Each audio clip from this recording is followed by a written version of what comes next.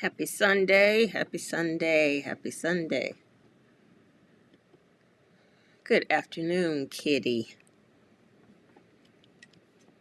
Happy to have you here. Hi, Michelle. I'm happy to see you back.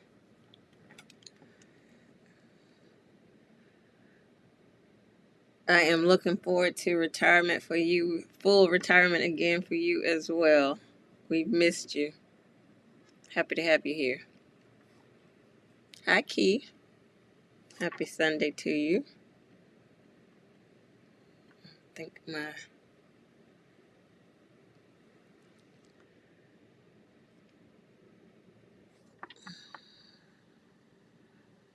Hi, kitty. Glad to have you here. All right, I'm gonna give it a couple of minutes and then I'll get started.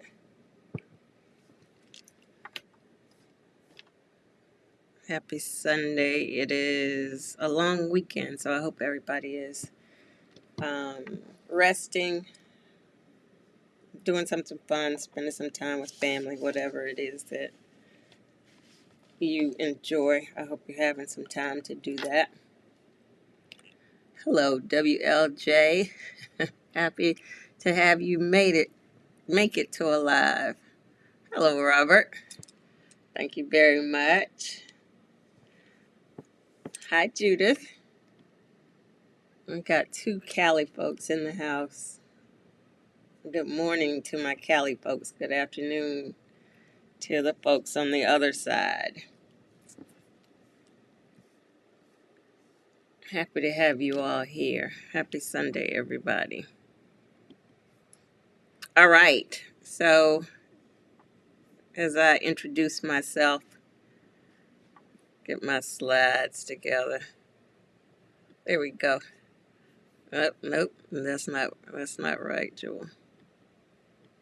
There we go. All right. Good morning or good afternoon, depending on where you're located. My name is Jewel Pearson. This is Miss Bohemian Soul TV. Today we're about to kick off one of our community conversations where we're literally just sharing and chatting in community. As I introduce myself, I always say that I built a kind of fancy tiny house in 2015, and since that time, I have shared my journey to hopefully inspire others who are interested in the movement. I do offer coaching and consultations to help others in their tiny house journey. You'll be able to find all of those links to schedule with me in the video description below when this goes live. And as I'm doing all of that, I serve up a lot of representation in the movement along the way. I do want us to see ourselves in this movement and be successful in this movement. If you find this information and the video helpful, I hope you'll like it, you'll share it, you'll subscribe to the channel, and then turn on the notifications so that you'll know when we're going live and when we have stuff happening over here, when content is available. All right. Kitty is saying, I truly enjoyed last week's episode on so many levels, empowering, inspirational, and encouraging for our communities. Thank you. Absolutely. I guess that is the intent behind the channel for me. And so I'm glad that you got that. You felt that from that conversation last week. It was an excellent conversation. I just want us to keep seeing opportunities in the movement, things that we can accomplish in the movement, things that we have available to us that we might not be utilizing. There is someone in the Patreon community that has a similar setup, and I made sure she knew of that conversation because she's trying to figure out what to do with some land. And so just seeing opportunity is really what I hope that we will take from a lot of the conversations. Hello, Late Moti. Happy to have you here.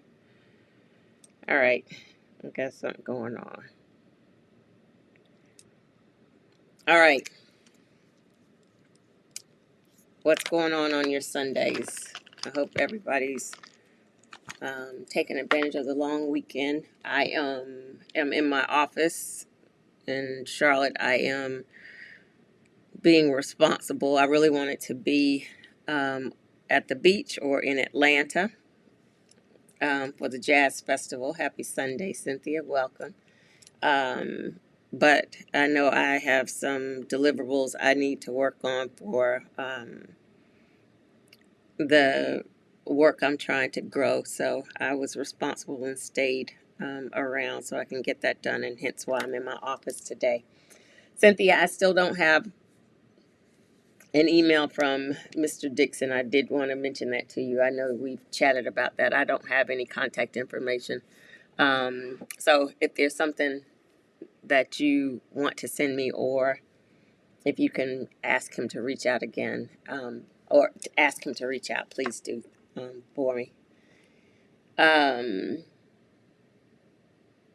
So that's what I've been doing over this weekend. I have shared with you all that I'm really trying to grow this work and this business so that it becomes something that I can do that is sustainable as I am trying to grow this effort and move out of other workspaces. And so that's what I am focused on. And just kind of reevaluating some things, working on some things.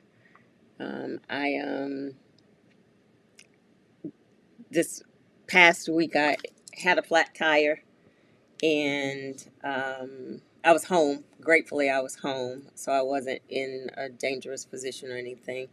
But I realized it was like 10 o'clock at night, and realized in having that, thank you, Cynthia,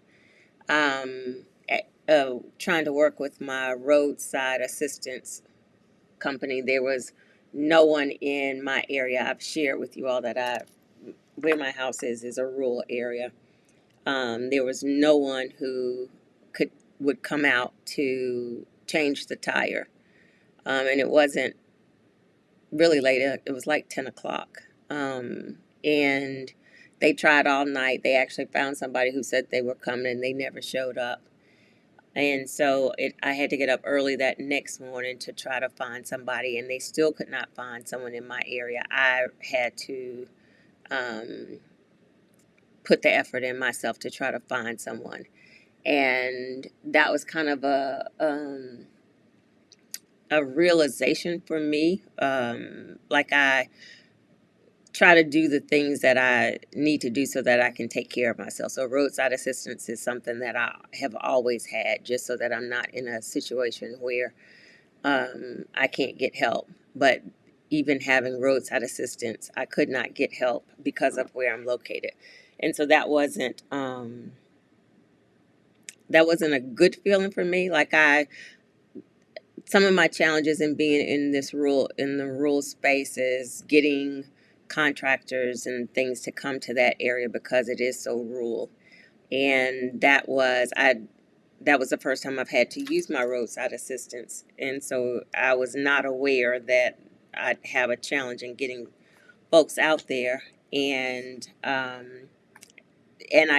was saying to them, gratefully I'm home and I'm not on one of these back dark roads and would need some help, only to find out there was no help. So it just kind of has made me put some more thought and more effort. Like my initial thought process as I moved my house out there and as I added on to my house is that my intention was not to move it anymore. And that the thought of moving it has been floating around in my headspace for a while because I am so disconnected. And that last piece last week was, hi Day, was another piece to considering what my options are. I don't want to be in a space where I can't get help, especially when I need help for something like a flat tire.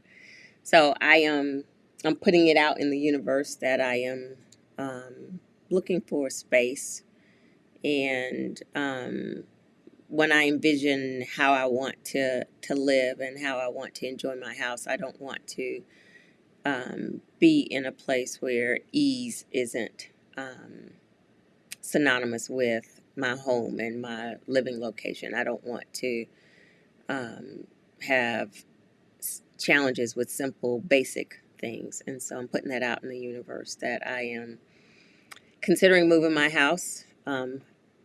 I probably will make it a little stronger and say planning to move my house. So now I have to find a location. I did talk to a friend who works in is a tiny house builder, and he came out last week to look at my house because the part that I've added on the sunroom space and the front porch, as most of you all know, it is on piers, and so I haven't really understood what that would look like to move it, but he talked me through some options, and it's not as daunting or as impossible as I had originally thought it might be. So that is another reason why this is something that I'm considering, and it's on my radar.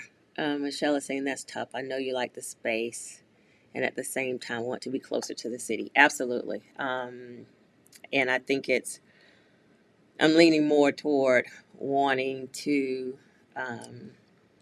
be closer to the city. I'm feeling really, really disconnected. Um, so, yeah, working on that. Good afternoon. If you were to move, would you consider starting a tiny home community? So, the challenge in my area is that a tiny house on wheels community is not allowed. That is part of the work that I am, and Day is seconding that idea. So I actually am in some conversations with a couple of local cities Day has a name for me to discuss a tiny house on wheels community, but it is going to take some time, and it's a little further out than the possibilities of what I need personally. And so that is always on my list, starting a tiny house community. And just FYI, I am in those conversations and trying to make that happen. That is my definitely on my to-do list. Um, Michelle is saying that's good news about being able to move your add-ons. Yes, because the last thing I want to do is take an L. I put a lot of that work was expensive, as well as I love it, so I don't want to have to not be able to continue to utilize it, abandon it, tear it down. None of those things. I don't want to have to do any of that. So yes, I'm excited. The conversation made me feel a whole lot better because I had really imagined that it was not possible or that it would have to be dismantled and put back together, which I know would have been very expensive and would have caused a lot of damage. So I was very, very excited last week to learn that it's possible. So I'm putting it out there. Oh, Cynthia, your cats are going to miss you. I'm going to miss them, which is funny. That's the only thing that I've thought about that is really concerning to me. And I keep saying, well, Jewel, they are feral cats. I mean, they're still feral cats because they don't come inside, and they do all of the things that feral cats do. But I absolutely will miss them, and I know are going to miss me. So I'll have to figure out what that looks like. So yeah. Hey Teresa, happy Sunday to you. Glad you're here. Cynthia, that's one of the things on my list is like how in the world did I get attached to some cats that aren't my cats that I'm considering how much I'll miss them if I'm not there. Hi Angie. Welcome. You're welcome. I don't know that I've seen you on the channel before. But so welcome. Happy Sunday to you. WLJ is saying, as you are the SME and I'm looking for this type of living for my future, I'm following your lead for ideal spaces. Absolutely. And one of the things, like I said, the reason I'm not traveling, um, and as I'm trying to be responsible, is my cooperative communities um, application that will help facilitate some of this connection. So let me drop a link for that so you can get on cooperative.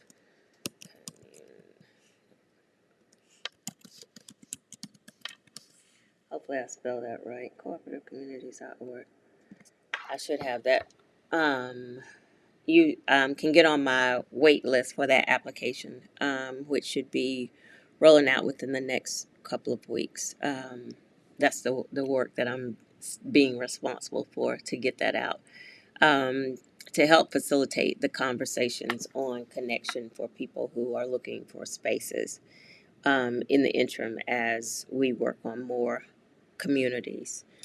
There is a guest that I'll have on,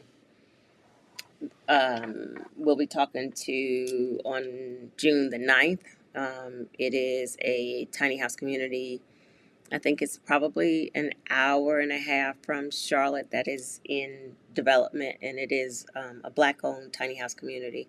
And it is for tiny houses on wheels. Poplar Creek, Poplar Creek, on Instagram if you're on Instagram. So do follow them and watch the work that they're putting in as an option. But cooperative communities, get on that wait list. Hey there, Eric. And as an option for a location. And there is Eric, our guest from last Sunday. If you haven't watched last Sunday's live, be sure to do that to see Cape Charles Tiny Living, that community in Virginia. That was a fabulous conversation.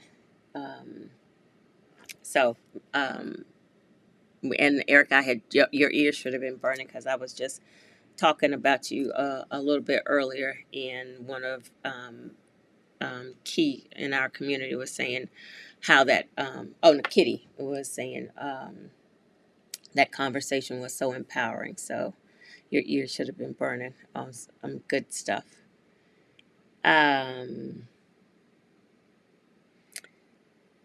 Angie is saying, thanks. I saw you on with Stephanie Perry's channel. Also, we were in the breakout room for Exodus Summit Community. I was talking about living full time in an RV. I remember. Welcome. I'm glad you're here. Stephanie is going to be here in Charlotte June the 3rd. She's coming to hang out with me for a few days. So, welcome. I'm glad you're here. $1 at a time. Wow, finally on live. Watch on YouTube. Such a fan. Welcome. Happy to have you here this Sunday. Thank you for being here.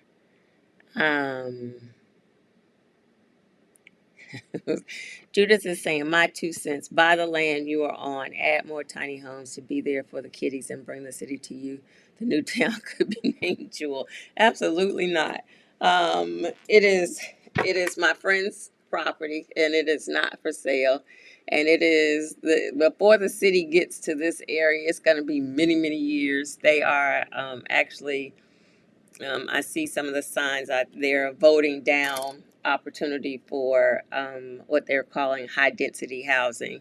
They don't want more folks in the area, so it's going to be a long time before they become more of the city. And so the land's not for sale. It is family land that I'm on, and it's 45 minutes outside of Charlotte, and it is way, way, way too far for the city for me. So hope whatever the community the land that I'm talking about with another city that's close by is a little further out, but my hope is that I personally am closer into the city. But thank you for that fabulous idea, Judith. Day is saying, yes, Poplar, not popular, Poplar, Poplar Creek is the tiny House on Wheels community that's up and coming.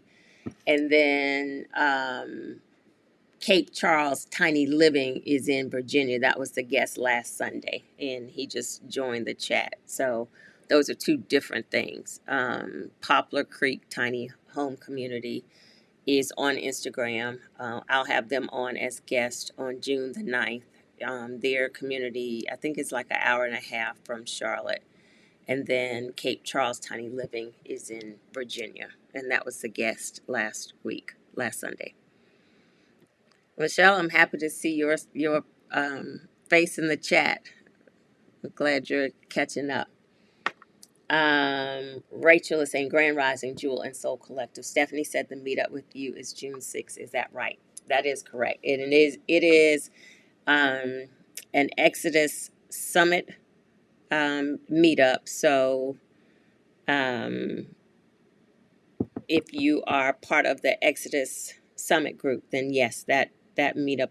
I'm not necessarily. I don't think I'm advertising it because Exodus Summit is specifically for Black women, and so I got to think about it. I'll check with Stephanie to see what she thinks about it. But yes, it is June the 6th. Stephanie is graciously, so I am having a procedure on June the 4th relative to my heart. And Stephanie has been gracious enough she's coming down to get me together, go with me through the procedure and make sure I'm okay. So she's going to be down here, and I'm hoping that I'll be up for coming out to the meetup on the 6th for sure. A dollar in time is saying, I'm in the process of buying a small piece of land in Pennsylvania, plan to buy a container home, but I'm ready for the resistance. We will see. If you're buying a container home or building a container home, then you very likely will not have as much resistance as a tiny house on wheels. Container homes, you're going to have to, it's not on wheels, and you're going to have to put it on a foundation of sorts. Very likely, concrete foundation. And so you're going to have to, deal with the city or the county, whatever land is, it's city or county land. You're going to have to deal with the officials in that area to go through that build process and also to acquire utilities. And so you very likely will not have resistance because that is then going through their permitting process. The only thing that I can think of, because you're going to have to go through their process for that build, the only thing I can think of that you might run into is if they have a minimum square footage requirement, which means if they're saying you can't build under X amount of square feet, if the container doesn't meet that, then you would potentially have to either expand it to do like maybe 2 containers, or a container with an add-on to it that maybe was stick built to get to the minimum square footage if they have that type of requirement. But if they don't, I can't see any resistance that you should have, because a container home, and I can't, unless they just really have a rule that says you can't build from a container, which I haven't ever seen in any of the rules and regulations that I have been reading as far as cities and counties. I've not ever seen somebody specifically say you can't build with a container. So I think you might be okay. Oh, thank you so much, Michelle. I don't know that I've said that I've said it publicly. But I thank you very much. Happy to have you here. So yes, so that is one of the things that I am considering, the moving of my home. I have one place that I'm talking to, some the folks who own it. It is a beautiful location. It is in the city. It's a lot of land. My hope is that they'll be open to allowing me to move there. So if you all can put out some good energy on that as well, that would be the ideal location.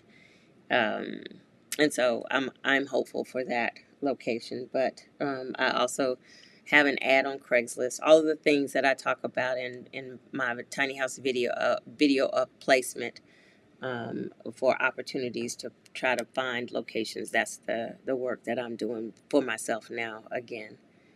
Um, and then what else did I have to talk about? Um, Absolutely, you're very welcome. And thank you for the prayers.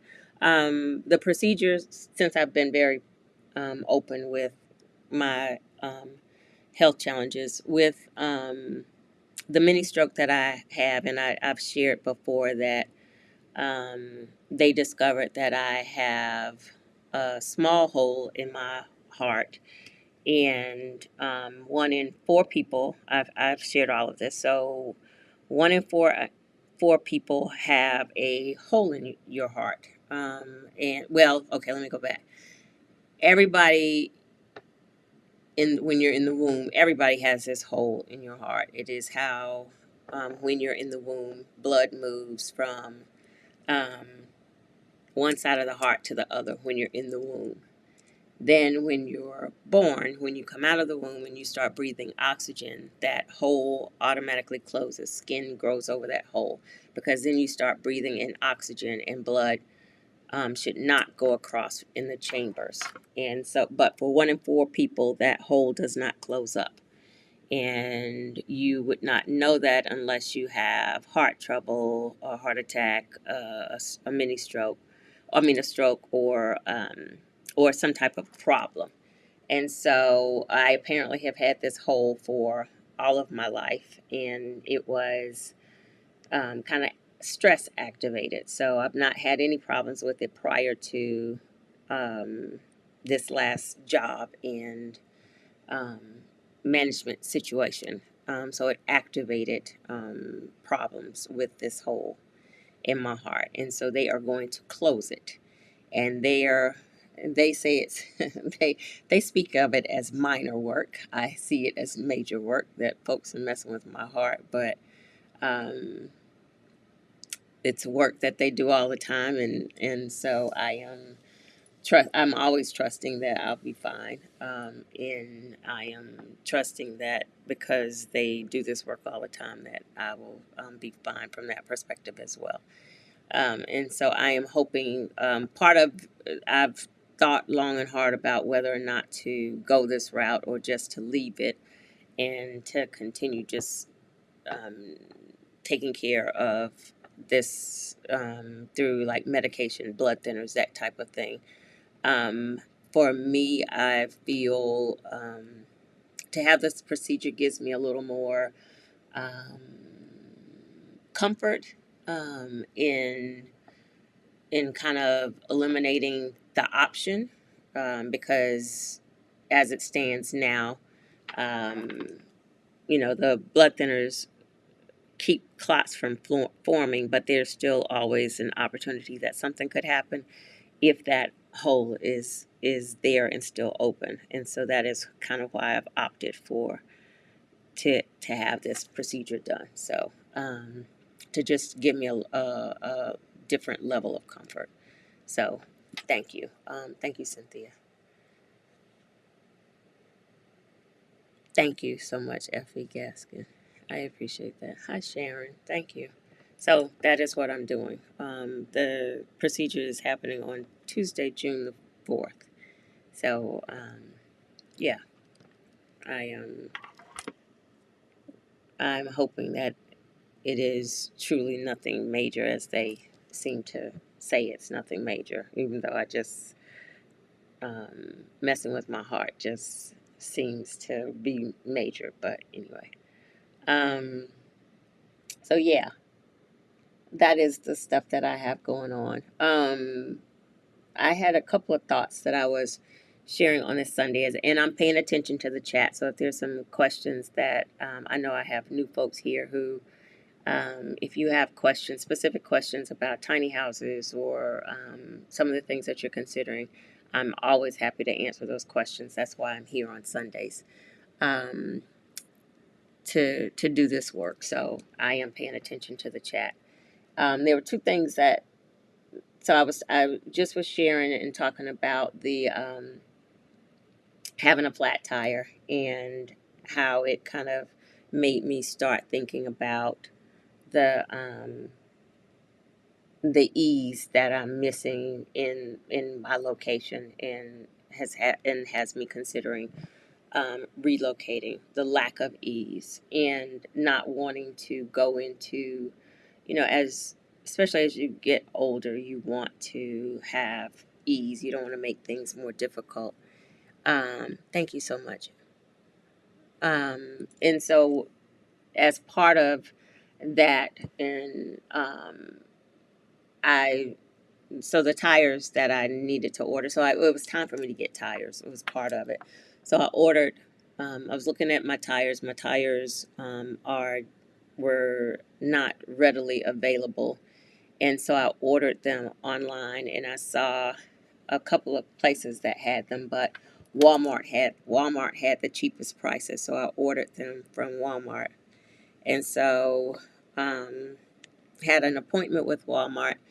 Um, my appointment got canceled because they said the items didn't come in, and so I realized when I looked at my order, like three of the tires came in, and the fourth one didn't come in for some reason. So I couldn't get anybody on the phone. So I go to the Walmart, and the guy is able to look it up, and he realizes that they have three of the tires, and one of the tires went to a different location. So he goes out to get the fourth tire, and so I'm supposedly going to have the tires installed. So I pull my truck in they're working on my truck. They're putting on the three tires while he goes out to get tire number four.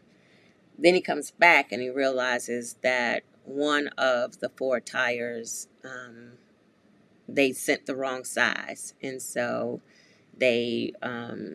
so I still ended up with three tires instead of the four because one tire was wrong. And so this was Friday. Friday. What's today? Sunday. Yes, this was Friday. No, this was Thursday. So the guy's like, I'll order another tire for you. I'll have it expedited. I had intended to travel, so I was like, okay, I appreciate that because I want to travel, and I don't want to travel with a spare. And so, through a series of nobody did what they were supposed to do, I check in Friday and Saturday, and he said he ordered it expedited. The tire isn't in. And yesterday, when I went up there, the guy who was handling this, who was the manager, he wasn't there. He hadn't left any notes for anybody. He hadn't called me to tell me he was off or give me a status of my tire. So the guy who was there called him at home, and he says, and he had also promised that he wouldn't charge me for the install since I had had so much trouble. So so the guy that's there calls him, and all of a sudden he no longer is saying anything about me not being charged for the install. And he also says, well, I forgot it was a holiday, so you're just going to have to come back on Tuesday. And so I have been riding around with a spare tire almost a week now. And again, I live 45 minutes outside of Charlotte, so that's a lot of wear and tear on a spare. And my spare isn't that much smaller than my regular tires, but it's still the spare. And um, I got on I got online, look called Discount Tires. They had the tire in stock. I went over to Discount Tire. I paid a little bit more for the tire. I immediately got there. They did an assessment of my vehicle. Of course, the three other tires were fine because they were brand new tires. Checked me in, paid for it. I got a text message with the status of my vehicle and when it was expected to be finished, um, and it was done. And there was some customer service that was happening, good customer service that was happening, and it was just a reminder to me yesterday as I was going through this, because I've been irritated. Couldn't get anybody on the phone at Walmart. Would have to go up there. Nobody knows anything that the other person was doing. There's no notes, and then it was just a reminder and kind of the thought process overall in how sometimes you'll try to cut corners, save some money, and end up spending more time in frustration.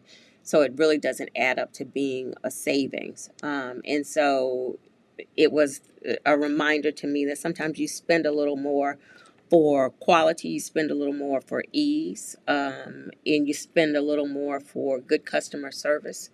And I think it was a lesson, a reminder, not a lesson. It's something that I believe all of us already know, but it was just the reminder of how cutting corners isn't always beneficial. By the time I add up my time, irritation, and frustration, my gas going back and forth since I couldn't get anybody on the phone, I probably spent more than what I would have saved in just buying those tires outright from another vendor. And that was just something that as I was thinking through, is like, how do we think about this in life, and making sure that we're not cutting corners and selling ourselves short, or cutting corners but adding frustration and or potential danger, because now I ended up leaving from that location with three tires and a spare, and having a spare on for way longer than I should have had it on. That potentially puts myself in danger. And so that thought process was something that I just wanted to share, um, in like the bigger theme of life, and as we're considering how we're moving and the things that we're doing, and you feel like you're cutting corners sometimes, or you're saving money. You don't necessarily try to cut corners, but you're saving money, but sometimes you're losing in other ways. And so just that thought process is a reminder for myself, as well as maybe it's something that you are working on or thinking about, that you might want to reconsider. Thank you, Key. I appreciate that. In the ways that you move, because cheaper or faster is not always a good thing when you look at the bigger picture. So yeah, that was something that I thought I wanted to share. Thank you so much for that. I appreciate the prayers. Thank you. Hi, devastating for you. Good morning. Thank you so much. Yes, make sure your spare tire is in good shape. Yeah, absolutely. And I appreciate that. And just kind of, in the bigger picture of what is the spare tire, is literally and figuratively making sure that your backup plan is in good shape, is a thought. Welcome, Pretoria Afro.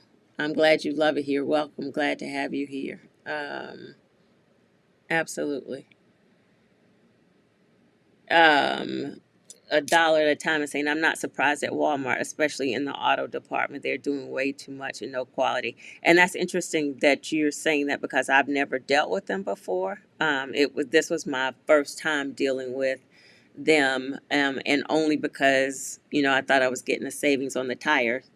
And then when I left, and interesting that you say that because the very first time I left, I had some other things come up on my dashboard relative to my tires that weren't on when I took my truck there in the first place. And so I had to turn right back around and go back in there and have them look at all of the things. And of course, they couldn't figure out what it was. So I ended up having to go to Meineke to have them, like I didn't want to go far. Monarchy was the next place closer that could just check it out. And they checked everything out. And fortunately, the lights on the dashboard went off. But that is absolutely right. Like, I don't know what was going on, but something happened that shouldn't have happened. And so it was just so much more frustration um, for trying to save some money than was necessary. To Jesus asking, what is the maximum height and width for a tiny home? So the height is definitely a maximum. So 13.6 or 13.5, 13 feet 5 inches or 13 feet 6 inches is going to be your maximum height for a tiny house. And we're talking about tiny houses on wheels. And that is relative to, and that is from the ground to the very top of the roof of the tiny house. It's either 13.5 or 13.6. In some states, and this is statewide. This is state mandates. In some states it's 13.5. In some states it's 13.6. So only a difference of an inch. The height is relative to bridge clearance. Road clearance. That 13.6, when you're going down the highway and you see the highway signs, that is the 13.6. That is where the height from a tiny house comes from. If you're, say, building it on site and you never intend to move it, then you have some flexibility there. But I would still caution you, because, if by any chance you have to move your house, and you've built it taller than the 13.6, then you already know you're going to have challenges on the roads. And again, that is for bridges. But I'll also call out that sometimes, so that is highway bridges, the height of a highway bridge, the standards for highway bridges are going to be 13.5 or 13.6, but within the city, bridges aren't always that height. Bridges can be shorter shorter within a city. So I always encourage people, if you are moving your tiny house, you'll want to ride the route of your tiny house, if it's especially within the city, to ride that route. I always scope out, if I'm moving my house, I always scope out the route that I am moving my house to ensure that I'm not encountering shorter bridges or overpasses or trees or power lines. Any of those things you want to preview the route to check on the height. Regarding the width of a tiny house, so a standard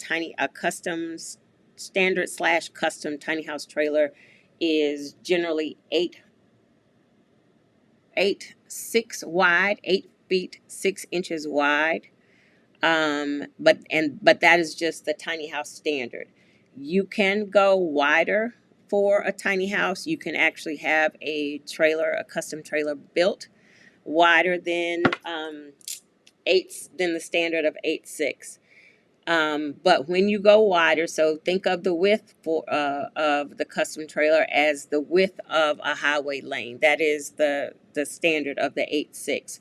But if you go wider than that, and you can go wider, you'll see a lot of people who have been doing 10-foot wide tiny houses, and that width gives you a bit of a nice difference.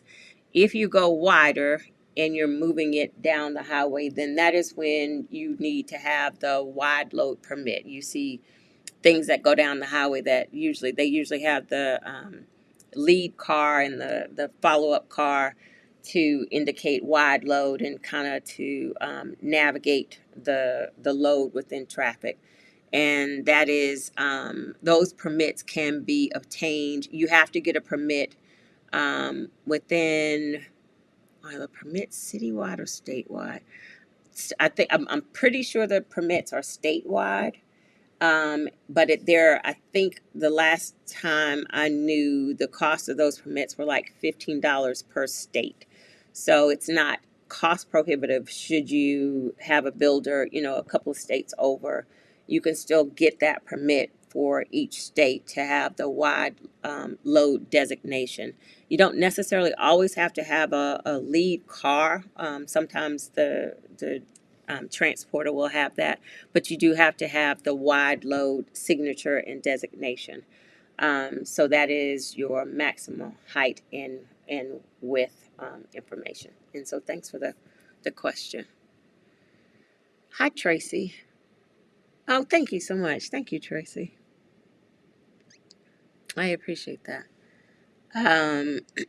Teresa's saying you always pay a little more for good customer service. I value good customer service and look forward to it in the places I frequent. Absolutely, and that was the reminder for myself. So I went into searching for the tires, thinking more of budget because y'all know I'm not working right now, so trying to be mindful of budget. But again, by the time I do the math of the back and forth and what I spent back and forth and all of the frustration, I did not save any money. And you're absolutely right. I generally pay more for good customer service in frequent places that I expect better customer service in.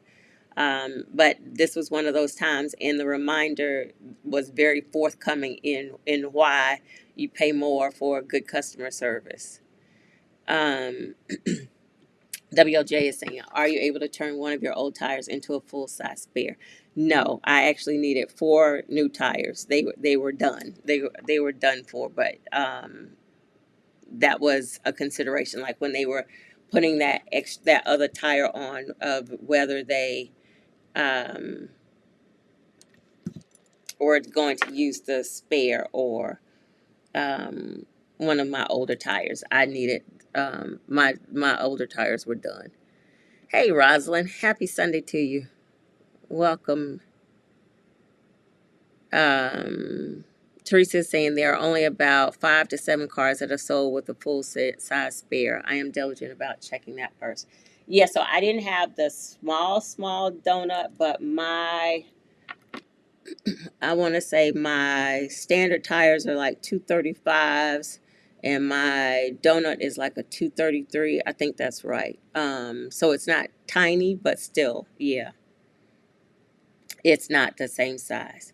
Rosalind saying, I caught a flat on Friday while I was working. I'm thankful to be in the city, and I was able to get an affordable replacement the same day. Yeah, it is. There's something to be said about benefits of bigger cities. And I shared before you got here that I couldn't even get roadside assistance to come out. So that is having me rethink life.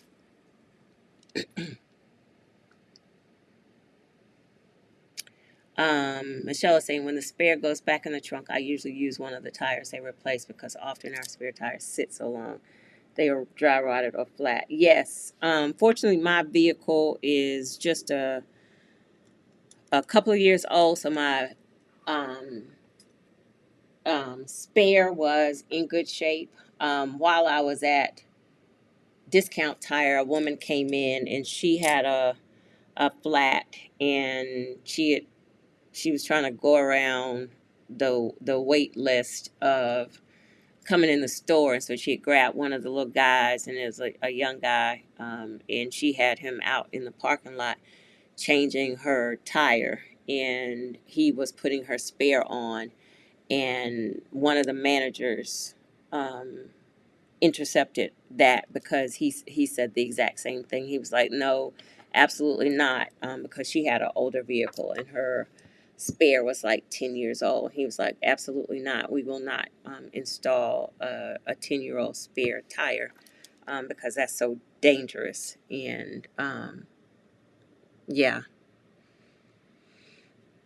Teresa is saying bridge and road clearance is crucial. I'm sure people have seen the pictures and the videos of trucks and RVs when they are not paying attention to the signs and they get stuck in underpasses. Like, those signs weren't talking to them, or they just aren't paying attention, I guess. And then they get caught. Um, Judith is saying safety first. I just got new tires and nothing is cheap anymore. Sad to say, when you're a female, they try to take advantage over you, hoping you don't know what you're doing. I agree with that. Absolutely. Pretoria saying smart rule. I would do 12 to be safe. So I would absolutely tell you to do the 13.6. So the height is one of the key things for a tiny house build. And you're going to need all of that height. So I don't, you don't go down to 12 to be safe.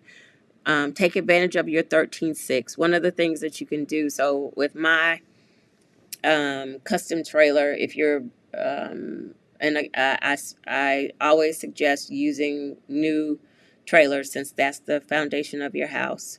But you can get you can get the axles dropped, so that the trailer itself is not as high, is one of the things that you can do, so that you're able to take advantage of some of the height of the trailer by getting your axles dropped. They can manufacture the trailer with dropped axles.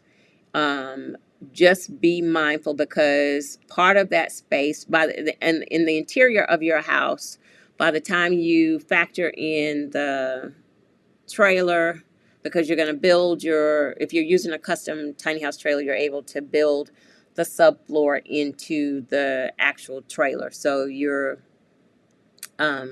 gaining some height there.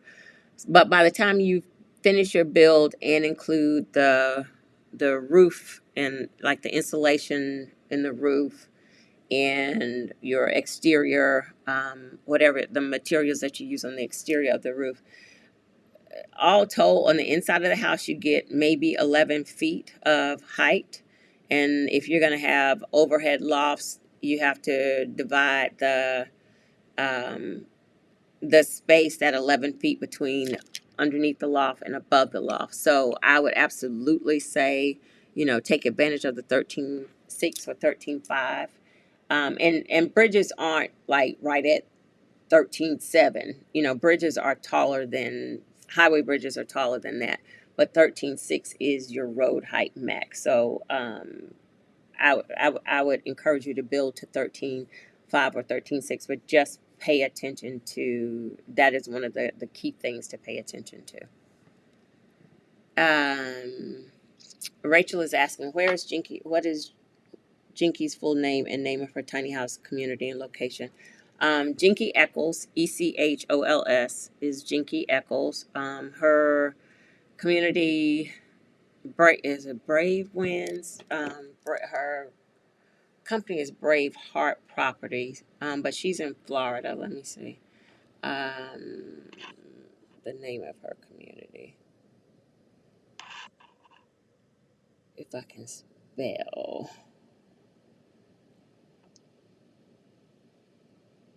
Brave Heart Properties. Jinky Eccles. I did spell her name right, but her community name, Braveheart Properties, is her organization. No, that's right. Braveheart Properties of Brevard in Cocoa, Florida. And I know she has some spaces available too, for someone who's interested in Florida. Pharmacy is saying, I bought one that was 14. Hey, girly. I bought one that was 14 foot high, and it costs much more to transport from South Carolina to North Carolina. Yeah, see, I'm not exactly.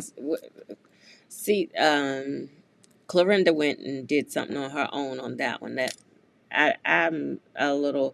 I'm interested in why the 6 inches was that much higher. How they assess the costs on that. On the only thing I can think of is like the if it was on the backside, rural roads, bridges and things and overpasses on that side are kind of iffy. But I know some tractor trailers are 14 foot high. So unless they weren't on main roads, I'm not exactly sure how and why that was much more to transport. But I know you know. I'm just interested in how that happened, unless it was just more of the rural areas that um, you it was moving through. Thank you, Elle. I appreciate that so much. Of course, Kitty. My thing, like I have been very open with sharing what happened um, to me and how it happened and all of the details of it, because first of all, I don't want anybody else to have to experience what I experienced with that mini stroke. The other reason I've been very forthcoming in sharing is because I didn't, like, I'm healthy. Never expected to experience a mini stroke. I don't have the key markers or factors that would make me a candidate for one. So to have experienced one speaks to the level of stress that I was experiencing, and I also have shared how I felt something happening in my chest about a month. The beginning, so this happened December the 23rd, and I went to my doctor on December 1st to tell him about this thing I felt happening in my chest. And I was calling it like a flutter, and I was speaking to, it was like anxiety. I knew it was happening. It would only happen at work. And I was calling it anxiety. And I would sit at my desk and kind of breathe through it, and it would calm down. Um, but, and then when I said it to my doctor, he listened to my heart with a stethoscope and said that said that everything was fine. And what I know now is that I absolutely should have made him send me to a specialist versus just him listening with a stethoscope, because there is no way for him to have been able to determine that I was what was happening in my chest with his stethoscope. And so that was one thing, like advocating more for myself. I should have done that, and I could have potentially prevented myself having a mini stroke. And then the second part is like listening to your body. Like my body told me that my situation was dangerous, and I didn't fully listen. And then the kind of the third thing is not putting yourself in places that get you to that point of stress. And for me, it was like having walked backward, because I hadn't worked in places like that since my daughter was young, and it was never my intent as at this age to be in a space that would cause that much stress. And but I was working toward an exit plan, or looking for a job and all of those things, but I wasn't um, I wasn't listening to my body as much as I should have, or as closely as I should have. And so that is my share, because I don't want anybody else to have to experience that.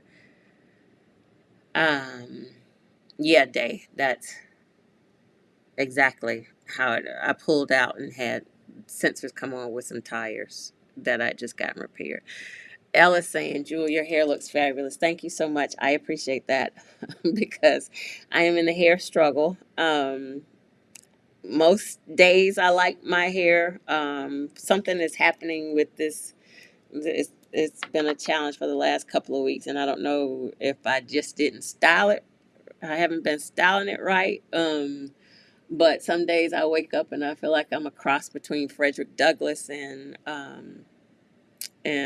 what's Mama the Evans wife. Oh my God, Florida Evans. Sometimes I feel like a cross between um, those two folks when I look in the mirror. So I appreciate that, because um, the Clippers have been looking very appealing lately.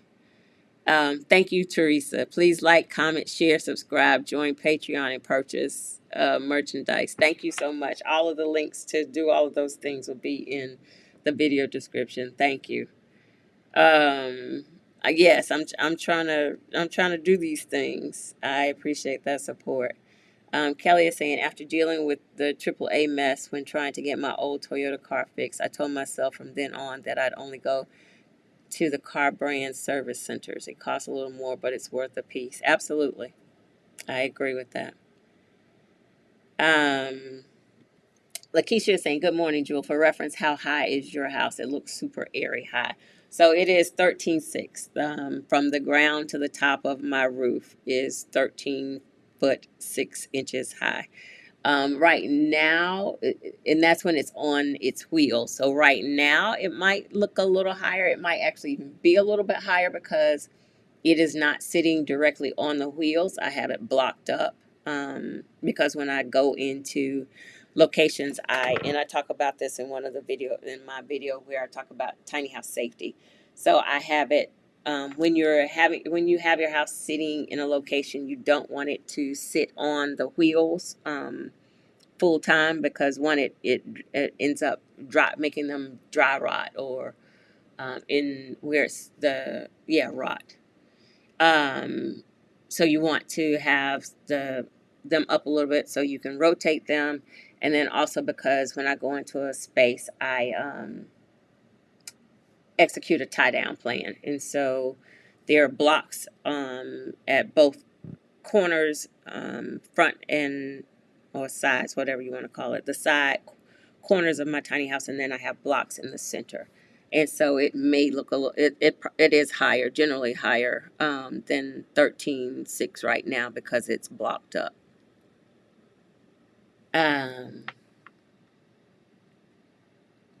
Sharon is saying, thank you for giving so much to us. I offer to you my recognition of your perfect divine wholeness, mind, body, spirit. Everything is working together for your highest good. Thank you, Sharon. That's beautiful. Thank you so much. Thank you. I really appreciate that. Thank you. I appreciate that.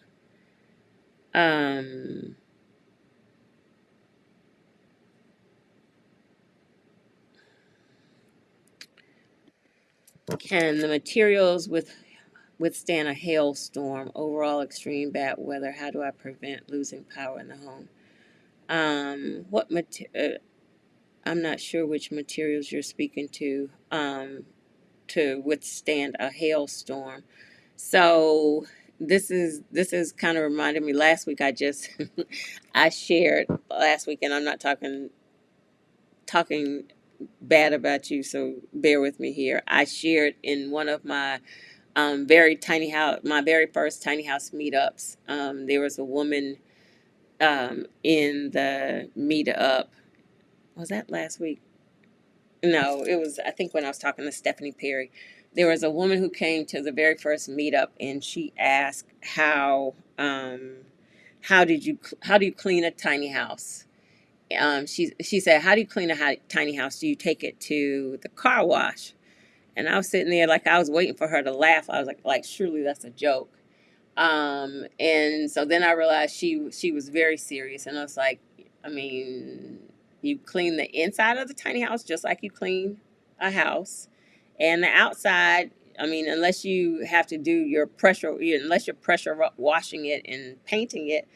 I mean, it's just like a traditional house. It rain and all that kind of stuff is you're not cleaning the outside like taking it to a car wash, like an RV or something like that. It is so a tiny house on wheels. My tiny house on wheels is stick built, just like a traditional home, and so same materials that you use for a traditional house. My roof is I have a metal roof, and it is the same roofing material that you would use for a traditional house. And so it's going to withstand a hailstorm. It's just like a traditional house would. It is, it's I mean, there will be no difference in the way my tiny house withstands a hailstorm from a traditional house, because it's made out of the same materials. Because it's smaller, would not have any impact on how it withstands a hailstorm. Overall, extreme bad weather, um, unless it's a tornado or high um, a hurricane, one of the high, the big ones. It deals with bad weather the same way a traditional house does. If you're talking tornado, if you're talking major hurricane, then obviously because it's smaller, it's going to be kind of like a mobile home. Where in mobile homes, in traditional houses, if it's a tornado or a major hurricane, then that's not where you want to be. You need to have a plan C, D, E for that. But I have in my home dealt with strong winds, high winds. My house is solid. Like, I don't have a very small tiny house. My house is the house itself. The part that's on wheels is 28 feet long. The sunroom space gives it another 10 feet long. And also, as I was just speaking to, my tie down plan. So, like a mobile home, I tie my house down so it withstands strong winds. I would not try to ride out, obviously, I'm not trying to ride out a tornado or a major hurricane, but it does withstand strong winds. Um, and how do I prevent losing power in the house? So, my power, I'm connected to the local power, just like a home is connected to power. And so if the power goes out for other houses, then your power is going to go out in the tiny house. That you could, just like with a traditional house, a backup generator or a backup power source, such as solar or something like that. But if it's, if the batteries aren't um, like solar, I'm assuming it would be charged. So if you have a backup source of power, then that's how you would prevent losing the power in the home. But if you're tied to the traditional power grid, if the power goes out, you're going to lose power just like the traditional houses would. Hey, Sharonda. Sharon, I see you texting me. I was like, Sharonda must have forgot I was on YouTube. Hi, lady. I need to look at your text message. I just did see. Um, Thank you, Sharon. Thank you for joining. I appreciate that so much. Um, I appreciate that. Ella's saying we're stronger than the storm. Absolutely. Tachis, let me know if you still have some questions about what you're asking. Rosalind saying roadside assistance to get to me took 20 minutes. Yeah, they didn't come at all for me. Kelly is asking, do you think the economy and housing market at the moment will get more people interested in obtaining tiny homes? Absolutely. There are a lot of people interested in it right now. The challenge is zoning, and the rules in cities and counties, and so that is what is preventing more interest or more people actually being able to live in them. But there's a lot of interest for sure. WLJ is asking, is there a maximum tiny home square footage you can have on wheels? That is, I don't know what all of the capabilities are for tiny house trailers. Like, so my tiny house trailer is, I have a triple axle, 3 wheels on my axle, on my trailer, and there's a weight rating per axle. I don't remember what the weight rating is for my triple axle trailer, but that is what determines weight and kind of the square footage of what you can build on that trailer. There are quad trailers, so trailers that have 4 axles is an opportunity. I don't know if they have trailers with 5 wheels on them. I'll have to look that up. I don't even know how to look. Um, I don't know that I've seen any trailers with 5 wheels on them, and I'm talking custom tiny house trailers. I think quad, the 4 tires, is the most that I've seen, and that trailer is going to have a rating for the weight that it can hold, and with the rating for the weight for the trailer, it is also it is that they give you a total number, and out of that number you have to subtract the weight of the trailer, and then that is what is left for what you can build on that trailer. And so that is really what's going to determine your square footage and what you're able to build on that trailer. It's all going to be relative to the what that trailer can accommodate. If that, I hope that answers your question and makes sense.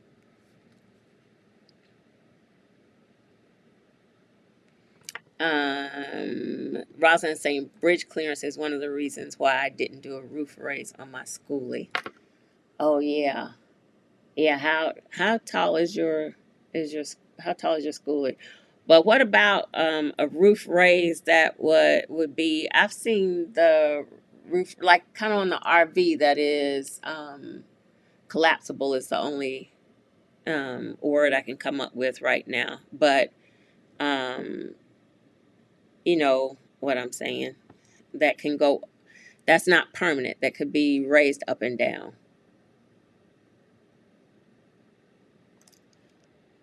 Um, Oh, Day is saying, yes, tires are costly but necessary. I got rid of my favorite car because the tires could not be rotated. Oh, wow. Um, they wore down quickly and costly. Why couldn't the tires be rotated? That's interesting. Hi Sheila.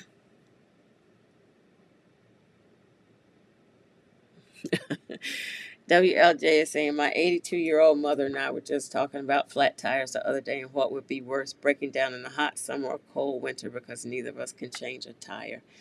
I think the cold would be worse for me. I can deal with heat. You're not gonna catch on fire. You might sweat a lot, but if it's cold and like that, your fingers get numb trying to change the tire, all the things.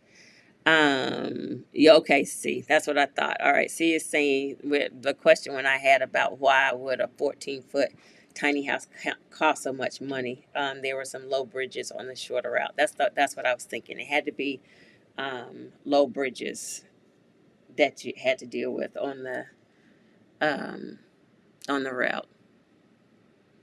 Yeah, C learned her lesson. So I helped C with her first tiny house, and then she went off and did her own things, and she's saying she learned her lesson. But if you all don't know pharmacy, you all should know. I forgot what episode I had you on. We probably should be doing something again because you've got more houses, you've got all of the things, so we should connect and do something else. But I did have Clarinda, Green Heifer Farms in. She's in North Carolina, and I'm not gonna remember the city, but she's not too far from me, even though she hasn't ever come to visit me. But I have been to visit her, and I'm going to go visit again because now she has a tiny house on her farm that is on Airbnb. So if you're looking for a tiny house experience, Clarinda, you should drop your link in the chat. If you're looking for a tiny house experience on a black woman owned farm, and some teas, because she also has delicious teas, all of the things. That was some big plugs there. So drop all your links, Clarinda, so folks can connect with you. Um, Thank you, Sheila. Thank you, Key. Happy Sunday. Glad you were here. Um, Tracy is asking, did you take the vaccine? I took I don't want to go down that road, but I took the first set, and I haven't done any more because I did have an allergic reaction to them. And I have seen some folks say that they felt like the vaccine was more connected to strokes. But yeah, I did the first set.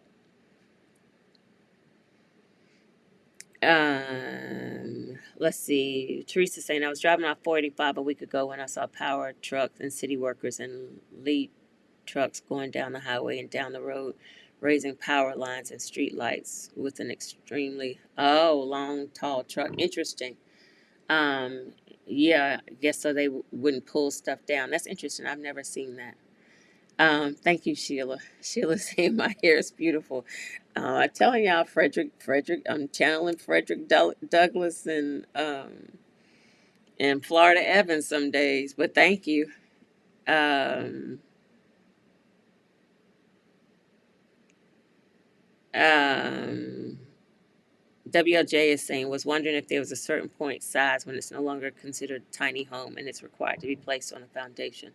I'm thinking I want around 1,000 square feet. So I can tell you right now, you definitely can't put 1,000 square feet on a tiny house trailer. That is going to be required to be put on a foundation.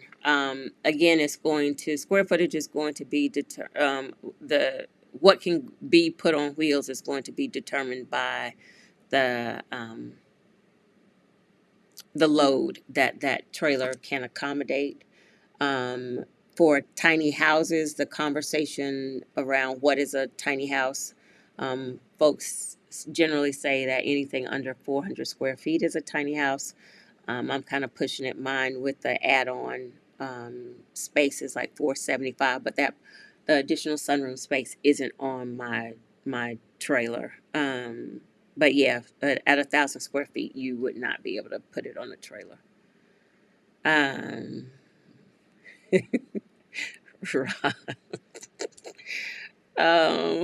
That menopause. I'm on the other side of it, so I'm feeling a little bit better. But yeah, but then my gray hair, so it's probably something sticking out right now. Like uh, can get the coils to happen for the most part, but then some of them just decide that they are going to stick out and do whatever they want to do, and you can't make them do anything different. So yeah, all the things.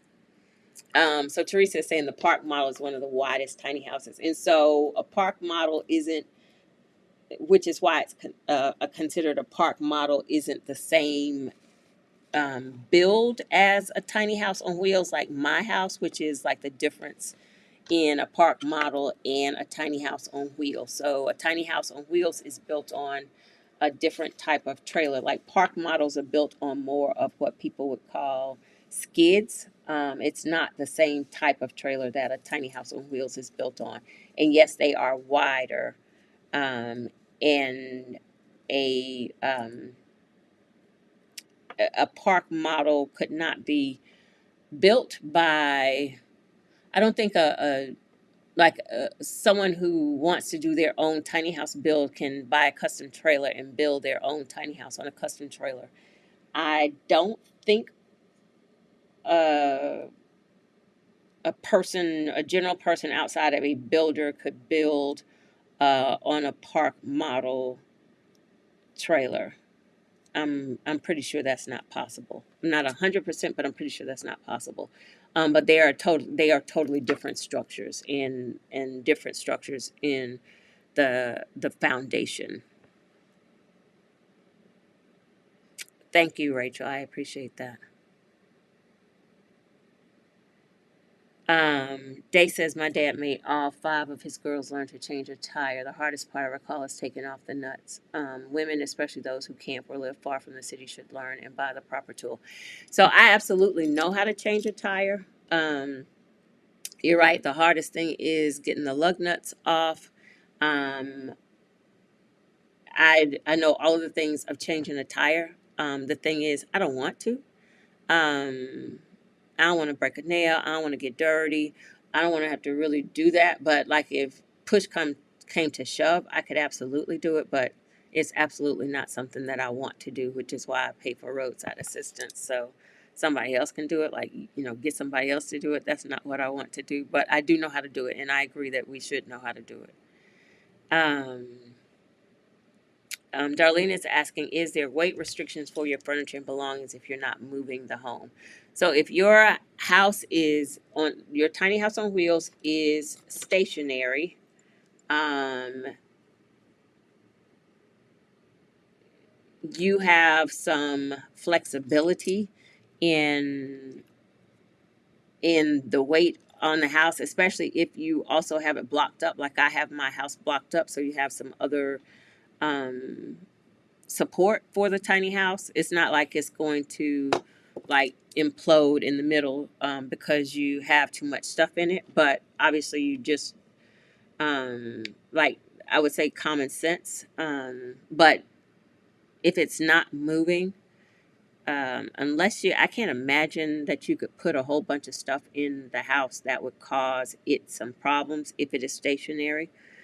But when I move my house, and when you're moving your house, um, you absolutely have to be aware of the weight restriction. So my house, when I moved my house, because you really can't even think about all of the things that you bring into your house over the years. Like my house, I'm coming up on 10 years of my house. I can't really even tell you the weight of everything in my house because you think about stuff like I I, I have probably 5 gallons of water in storage in my tiny house for winter if my pipes freeze. And so stuff like that you're not factoring in as you're thinking about your overall weight of the tiny house. So when I move my house, there are some things that I just generally take out of the house anyway. So like my couch is convertible. It's a love sack sectional. I can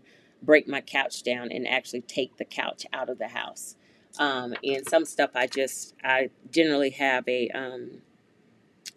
U-Haul that I move my outside stuff in anyway, because outside stuff can't come inside my tiny house because I know there's some bugs in it.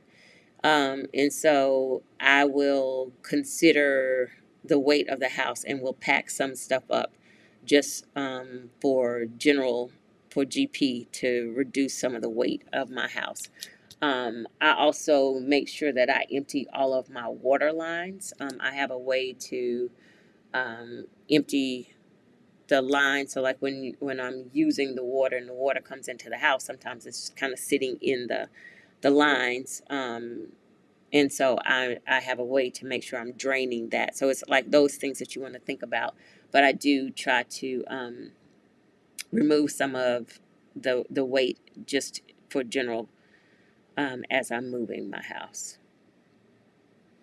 Yes, a car wash. And um, I've also said, like, people have asked me things like in the kind of the question. I don't think this is what was being asked here, but I have been asked how my house holds up in rain.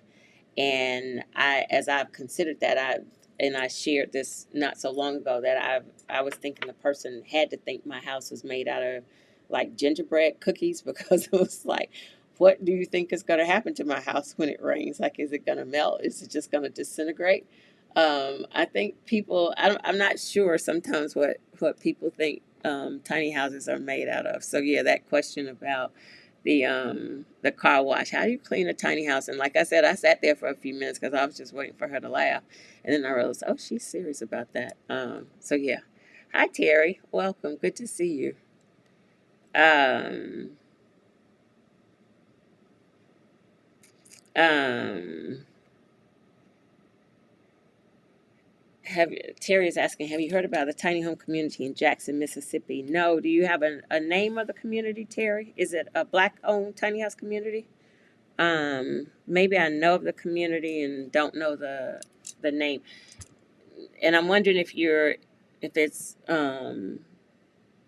I I think it was Mississippi, and I'd seen a tiny house community, but it's a like a mother and some daughters or some sisters or something like that, and they have some tiny houses on Airbnb. I don't know if that's the one that you're talking about. And I've tried to connect with them and haven't ever been able to connect with them. So I'm wondering if we're talking about the same community.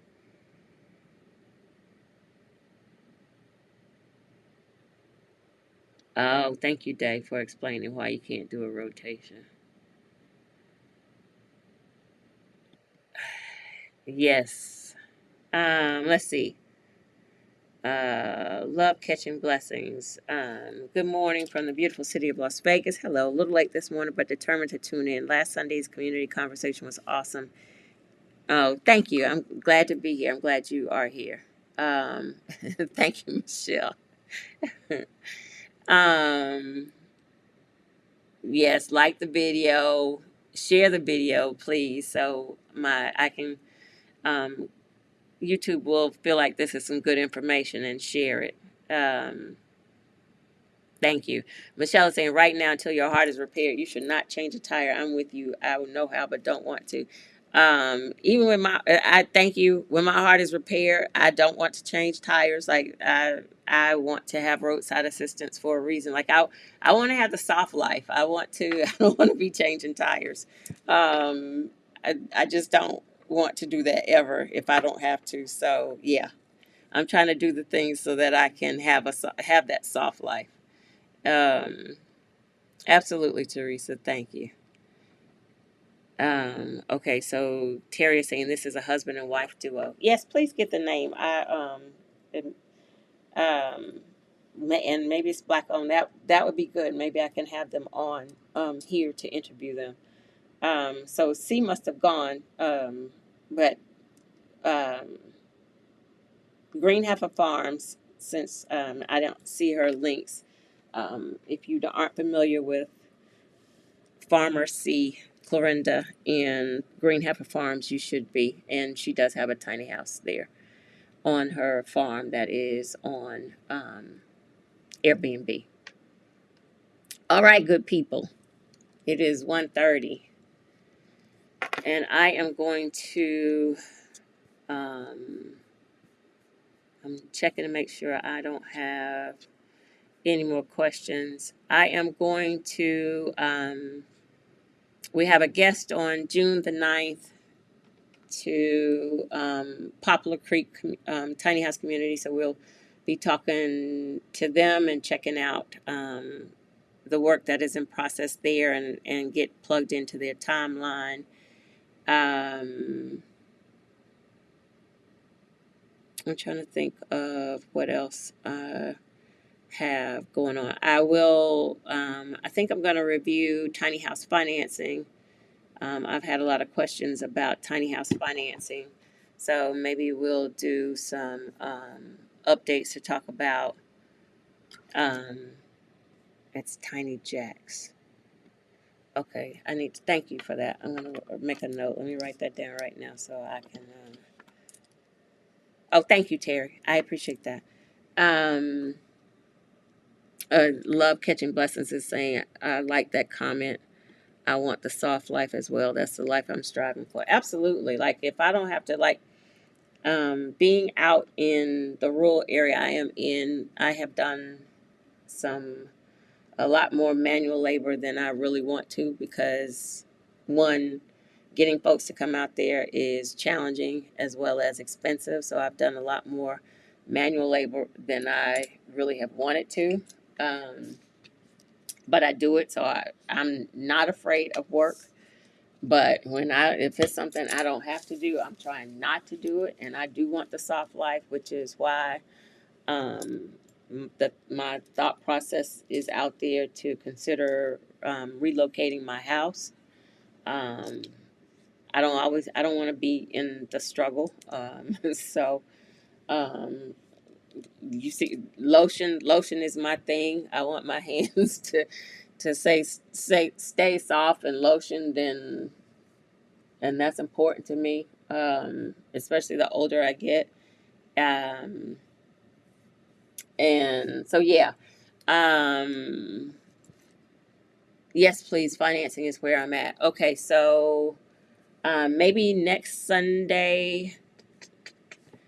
I do have so there is a video out there for financing already. So I'll drop that video in the link to that video in the the chat. I mean, in the information for this video. So there is a video on financing already that you can refer to. I will review the information maybe next Sunday, not making 100% promise, but I'll try to do that. Try to do that soon. But there is one out there already. I'll add the link in the description. And your name is familiar to me because is it Dauphiny? I saw your comment where you were saying my house doesn't look movable on my other video. So there and that you wished I added a video of my house moving. So there are some videos of my house moving when I've moved it on YouTube as well as on my IG channel. So you just have to look around. You'll see the videos of my house moving. Of note is that the taller portion of my house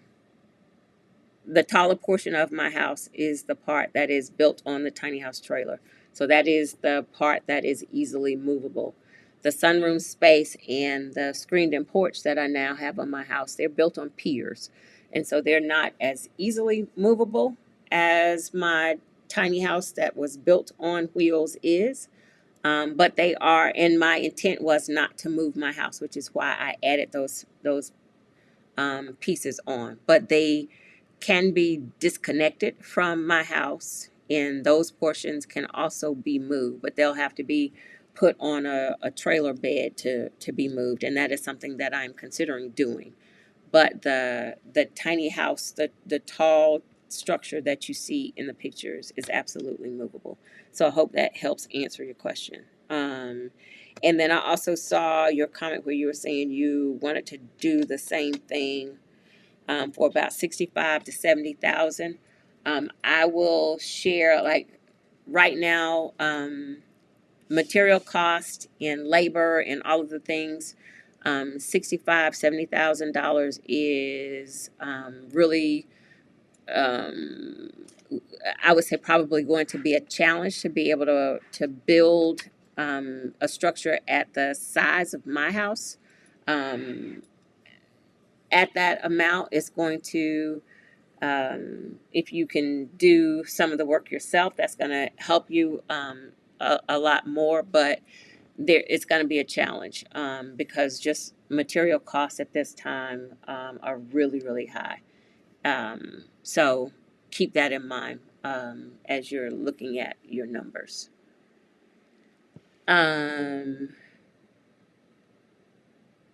Okay, so I saw. Oh, yeah, they clarified. I meant changing the tire in extreme emergencies. Absolutely. Okay. Sadiq is saying, would you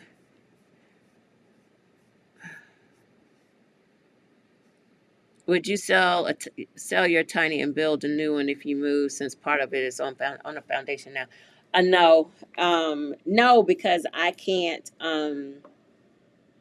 What I spent for my tiny house, my original tiny house there, I would not be able to build at the level of house that I have for what I spent for it. So no. And then the part that is on foundation is where I just had a friend come out and consult with me. The friend that works, builds tiny houses, but he's also worked in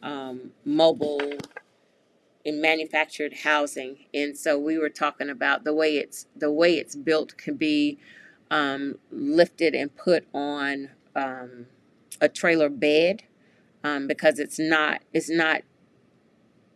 anywhere near as tall as, it's probably half of the height of my tiny house, so maybe 8-9 feet. It could be put on, it can be lifted because it is on piers. It can be lifted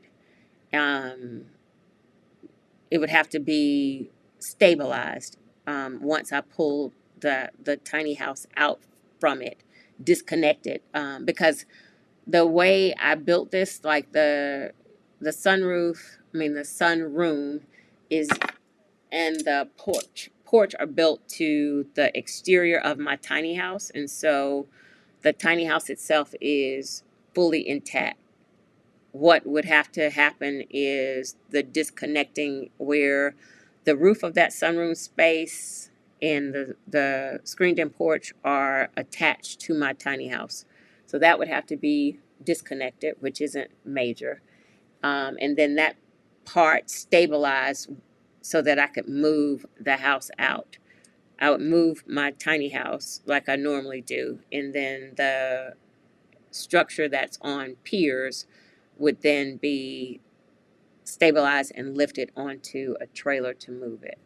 I don't imagine it's going to be really cheap to do that either, but the cost of transportation would still be less than what it would cost me to rebuild all of that, because that sunroom space wasn't cheap either. And material costs are just astronomical right now. So it would still be cheaper for me to move my house than it would be to try to rebuild it. Absolutely. Um, yes, Shay, she does. But, and we've talked about that, the lady from the meetup with the financial company. I still don't think the challenge with tiny houses on wheels is the financing. The banks assume that it's a risk because it's on wheels, and they haven't figured out how to um, I think it's the kind of the piece around like the collateral, because the collateral can move because it has wheels.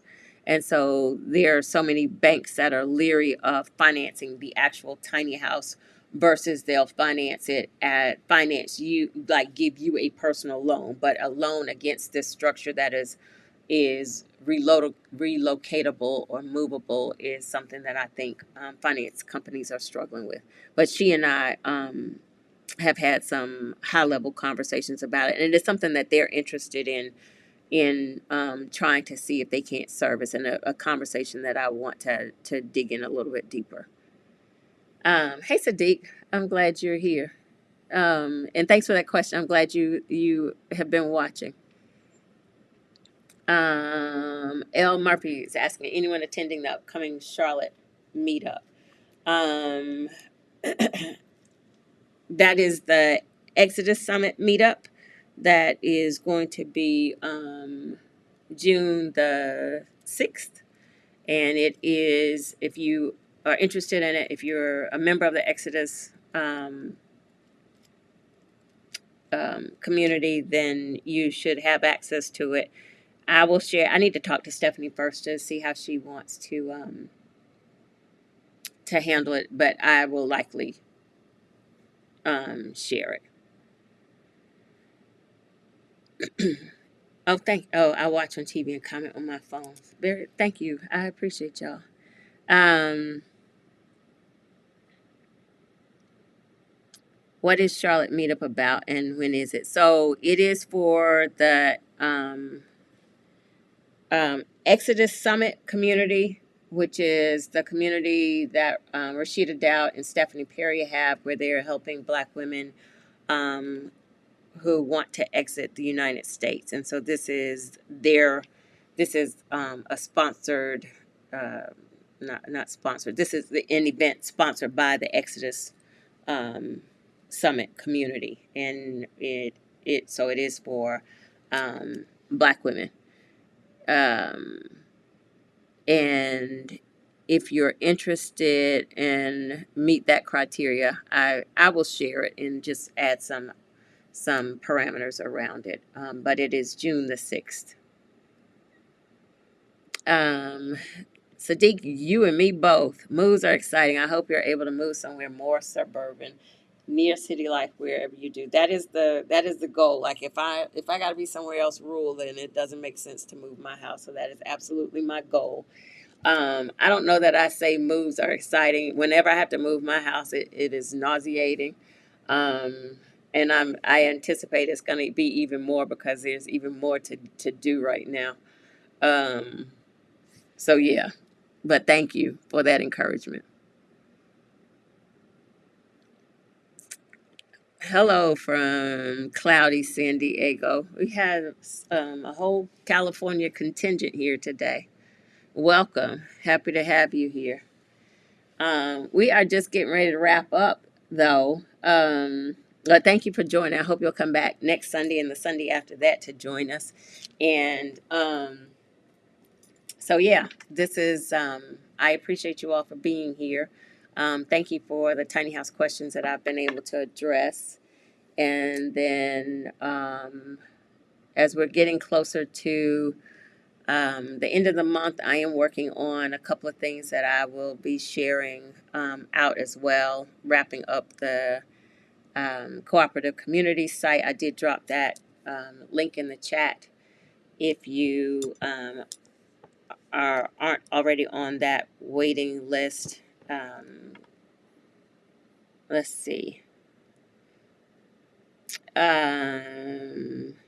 Sister Disrupted saying much less to pack. No, kinda, yeah, in a way. I don't have to like pack up and load a truck for the most part. I was sharing that I do take some of the stuff out of the house so I can be cognizant of the weight load. But I do still pack up stuff. The bonus is that I pack it and I can leave it in the house.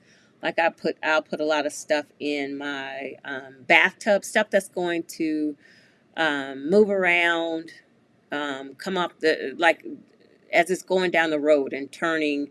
I'm cognizant of like my painting, so I'll take stuff off the wall and stuff that I have on shelves. I take that stuff down so that it doesn't fall and break. I bungee tie my sliding doors, my bathroom door, things that are on the tracks that can move. I generally don't take my dishes out of my drawers. I have taped the drawers in place so that the doors don't open. Glasses I take off the shelf. Stuff that's going to move around and fall and break, I do pack that stuff up, but it is I do get to leave it inside the house, which is the bonus. So we'll see. Even with moving, how stuff starts coming out of the woodworks when you're moving and grows, and so it's generally not as big as moving a bigger house, but I still have to do some of the preparation. Okay, okay, got it on my calendar. I'll drive to Charlotte. Yes, I'm so sorry. Yes, I still feel bad about you. Yeah. Um, I'm excited that you'll be there. So, looking forward to it. Yes, please watch the replay. Thank you. Like it, share it. Do all those things, please, to help YouTube know that the video is some good content, and they'll also recommend it and help share it around and grow the channel. All right, good people. I am going to do my closeout. Thank you so much for. Thank you. I appreciate that. Thank you all for being here on Sunday. Um, I had a couple more things on my list, but we can talk about those next time. Thanks a lot. Happy Sunday. Enjoy your day. Be safe today. Enjoy whatever you're doing. And I hope you have tomorrow to rest and take care of you and do some of those things as well. All right. All right. See you all soon. Thank you. Absolutely. I enjoy being here. Thank you all for being here for me as well.